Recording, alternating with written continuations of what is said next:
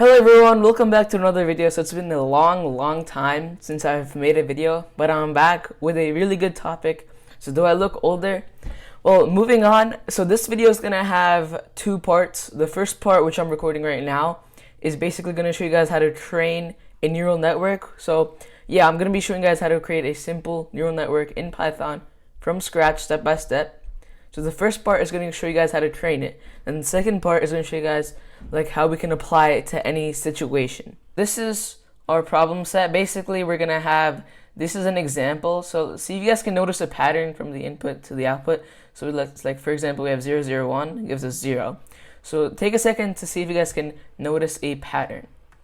Well, if you guys notice this, as you can see, we have the first number corresponds to the output. So if it's 0, then 0, or if it's 1, then it's 1. So what we're trying to do is we're trying to train it for any new situation based on this data set, where let's say if we have a new situation as 1, 0, 0, what should it be? Well, we know it has 1, but we're trying to do this. So this is what we're trying to do in Python. So this is what we're going to be using. Basically, we have a set of inputs which go to the neuron, which gives us our output. So connecting these are synapses, and so in this case right here we have the weighted synapses. So these correspond and results into what the neuron gets as its output. So like as you can see here, the neuron, there's a little bit of math here. So basically the first what they're doing is, here we have the addition of multiplying each input with its corresponding weight. So as you can see, it would be x1 times weight 1 plus x2 and so on. And then we also have a normalizing function to make sure we get a value anywhere from between 0 and 1. So this normalizing function is the sigmoid function. So as you can see, this is here. So we're gonna apply all of this now to Python. So I'm gonna open up VS Code. Alright guys, so once it's opened up, if you guys don't already have Python installed, so it's okay if you guys don't know Python, you can still follow along. So if you don't already have Python installed, you're going to go to the extensions right here in VS Code and install in Python. So search Python, click on the first one by Microsoft and install it. So I already have it installed. Alright, so now we're going to create a new file in Python. Okay, now so I'm going to save this first before I do anything. So I'm going to do Control S or Command S if you're on Mac, and so I'm going to save it here as first. Since this is our first tutorial, I'm going to save as first.py. And so something important we need to do is we need to import NumPy. So if you don't already have NumPy installed, just go to View, go to Terminal, and do pip install NumPy, and then you press enter and it will install. So if I do this right now, I already have it installed, so it will say already installed. Yeah, so I'm gonna close this for now. So we already have, so once you have NumPy installed, we can actually start the coding. So the first step I'm gonna do is define our sigmoid function, our normalizing function. So I'm gonna do def sigmoid. We're gonna pass in x.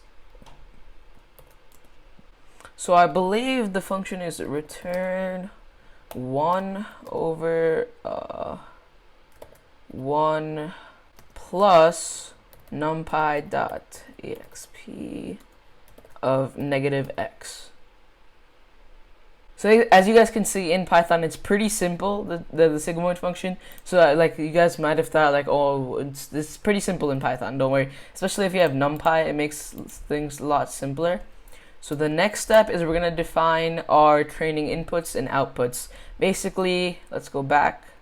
It was these, our training inputs are these here, and then our outputs. So we're going to use this to train our model. Alright, so training inputs. Let's create our training inputs equals numpy.array. Alright, so we're going to do this. And then, so in here, what was the first one? Let's go back. We have 0, 0, 1. So 0, 0, 0, 1. And then I'm just gonna make it easier to visualize by like correctly indenting and stuff. So I'm gonna put it in the next line. So 0, 0, 1, 1, 1, 1. Oh, I forgot the bracket. 1, 1, 1. Wait, why am I adding space? It's easier. 1, 1, 1. And then we have 1, 0, 1. 1, 0, 1. And then we have 0, 1, 1. So 0, 1, 1.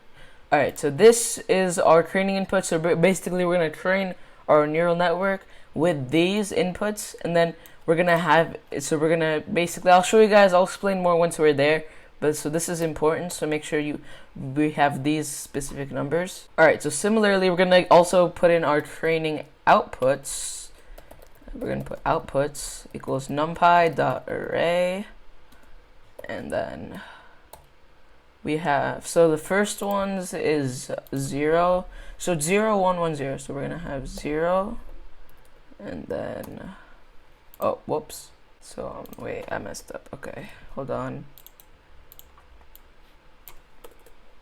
Alright, so we have 0, and then 1, and then 1, and then 0. So these are the outputs of each of these inputs here. So we have defined this. So now I'm just going to do Control S to save it, so make sure we save the file. So now the next step in this is to create our synaptic weights, which basically result into getting our outputs. So first I'm going to do is, I'm going to seed the random numbers to create calculations. So I'm going to do numpy.random.seed. I'm going to do 1 in this. So now I'm going to create a new field called synaptic weights. So now there's a lot of science that goes behind initializing our weights, and that's not really necessary. All we need to know is that we're creating a matrix of 3 by 1, since we have 3 inputs, and 1 output. And so this can range anywhere from -1 to 1, our synaptic weights. So we're gonna have our we're gonna do 2 times. You don't really have to like know too much of the science behind it. Just follow along what I'm doing for the synaptic weights here. So we're gonna do a numpy.random, and then we're gonna do 3 by 1, and then -1. Alright, so in this we're also going to be recording something, so it's important to record what we have. So I'm going to just do this by printing our synaptic weights. So I'm going to print random starting synaptic weights. So this is our random starting synaptic weights. Basically what we're starting with, whatever random weights, so we're obviously going to change them as we train our model. But it's important to record this to see there's a difference, and it'll also help us see our output. So like see how our model is training. So I'm gonna put in our synaptic weights here. There you go. So now what I'm gonna do is go to the next line. So now here's where we're gonna create our loop where it keeps training itself and thinking of what our output should be. So here we're going to do for iteration in range. For now, let's start with the 1. And oh, I spelled 4 wrong. For iteration in range. So let's do 1 for now, since we haven't really talked about training our model yet. But I'm going to explain this, so just stay with me. So what we're going to do next in here. So the first step is just getting our training inputs. So I'm going to do our input. I'm going to go in the next line. Input layer equals our training inputs. Now let's see for our output. Remember, we have to first do the math of multiplying like the input layer and the weight and adding up all that. So for the math of that would be, so outputs equals, so we're doing the normalizing function, which this is where the sigmoid function comes in. So we're doing sigmoid of numpy, and then dot, and then we're doing a dot multiplication. Basically, dot multiplication is where we multiply a vertex by a vertex. So we're multiplying x1, x2, x3 by weight 1, weight 2, weight 3. This is basically, that's what the dot does. So it just like makes it a lot easier. So dot, And so we pass in our input layer and then our synaptic weights. So that's what it's basically multiplying them and then adding up all the sums and then normalizing it to get something between 0 and 1. So that's how we finally get our output. Now it may not be correct since our synaptic weights are very random. So let's see what it looks like for now. And to do that, we're gonna basically print our synaptic weights after training. And this is not exactly training since we only ran it for one iteration, but let's just see how much, let's just see our output, how much it's changed. So let's print our output after training. And it's not gonna be that great, but it should be pretty close. So we're gonna do our outputs. Alright, so I'm gonna save this, Control S, and I'm gonna run it. So let's see what we get. And so, alright, so wait, I think I forgot, yeah, so guys, this is important, I forgot to do this. We have to do .t for transpose on our training outputs.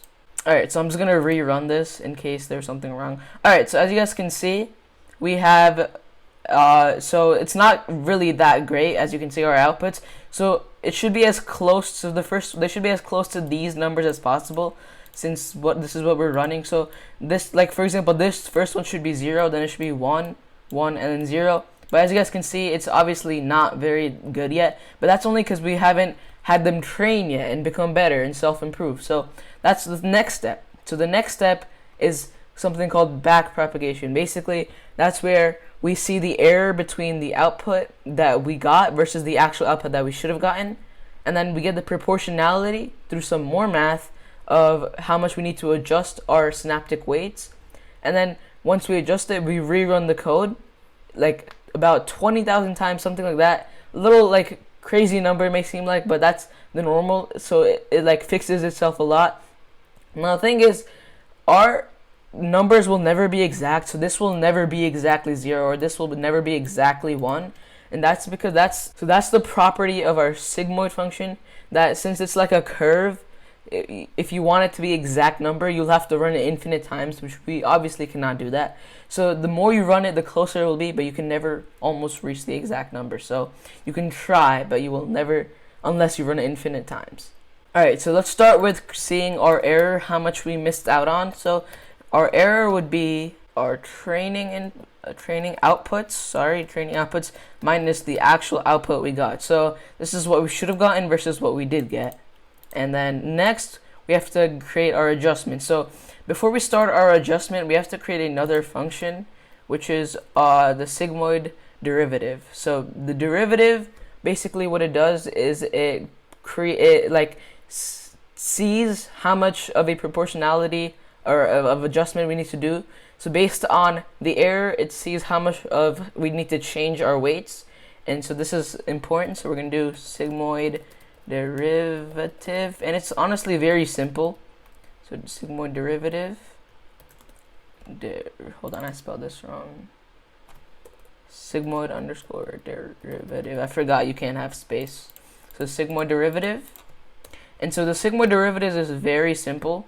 It's just return x times and then 1 minus x. Alright, so so this is very simple. That's all it is. So now for our adjustment, how much we're adjusting by adjustment. So our adjustment is just the error times our sigmoid derivative of our outputs. So the outputs that we got right here. So I'm just going to save this by doing Control S. And so the next step is actually adjusting, using our adjustment, our synaptic weights. So what we will do here is we'll do synaptic weights plus equals, and then so we're just going to do numpy, and then we're going to do the dot multiplication again, this here. And so it's already filling this in. So we're going to do our input layer dot transpose times our adjustment. And there we have it. Our basic neural network is pretty much finished. So now all we have to do is change this to, let's say, run it 20,000 times. You could do less, you could do more. And don't worry, your computer should not like crash or anything because it's just doing math. It's not doing something very complicated. So let's also print our synaptic weights after training. Print synaptic weight after training. And if we do this, print synaptic weights. Alright, so now let's finally do Control S and let's run it to see how it works. So as you can see, alright, so let's just go back real quick. So as you can see, the output should be as close to 0. So the first one should be as close to 0. And I told you guys it can never exactly be 0 because the property of the sigmoid function. The next one should be as close to 1 as possible, which it is, like 0.99. Then it should also be as close to 1, and then as close to 0. So that means our neural network is properly training and we're good to go. So now, as you can see here, our synaptic weights changed a lot. So where is our synaptic weights before training? Oh yeah, here. So our random synaptic weights are anywhere from -1 to 1. And as you can see, they're very random. They didn't give us anything before. But now afterwards, they've changed. So as you can see, there's a lot of emphasis on the first number, which you can see by the 10 here, while the rest are negative, like -0 point blah and -4. So that's why, as you can see, it's obviously putting a lot of emphasis on the first number, since we understood that the first number is what the number is here. So using that, it gives us our output. And so now we've created our basic neural network that has been trained. So in the next video, part 2, I'm going to show you guys how to apply this for any situation where we can enter in any situation of numbers like 1 or 0, and it will give us our correct output. So I hopefully you guys enjoyed. If you guys have any questions, leave them in the comments below and I'll answer them, since I did like overview something that I didn't exactly explain them. So hopefully you guys have a good day, and I'll see you guys another time. Bye!